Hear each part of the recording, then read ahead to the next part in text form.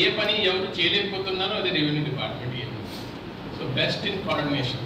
So దానికి మనం first one of the best department, రెండోది లెగసీ, మూడోది గ్రామం లెవెల్లో ప్రెజెన్స్, నాలుగోది బెటర్ కోఆర్డినేషన్ అబిలిటీస్.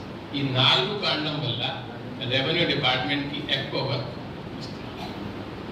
అండ్ ఈ 2 ఇయర్స్లో నేను చూసానంటే, నేను ఏ పని చెప్పినా మీరు అందరూ చాలా కష్టపడి పని చేశారు.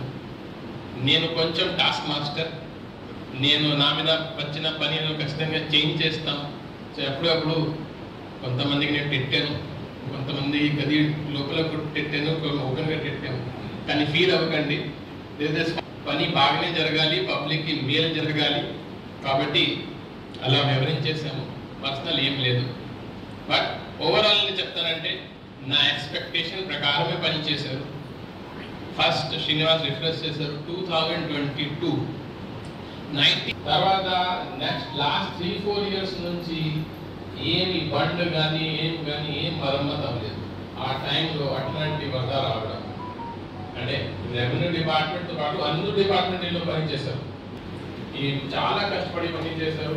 ఇంకొక ప్రాబ్లం అంటే జిల్లా ఫామ్ అయిన తర్వాత మనం ఇక్కడే వచ్చాం. ఈరోజు ఈ హాల్ ఉంది, కానీ ఆ రోజు ఓన్లీ నా చేంబర్, నా ఈ కలెక్టరేట్లో ఓన్లీ ఒక రూమ్ ఉండేది, నా రూమ్, మిగతా ఏమీ లేదు. డిఆర్ఓకి కూడా అప్పుడు రూమ్ లేదు, జేసీ మేడంకి కూడా రూమ్ లేదు. వాళ్ళు కూడా చిన్న ఏదో ఓన్లీ ఖజానాలు. మామూలుగా కలెక్టర్ అంటే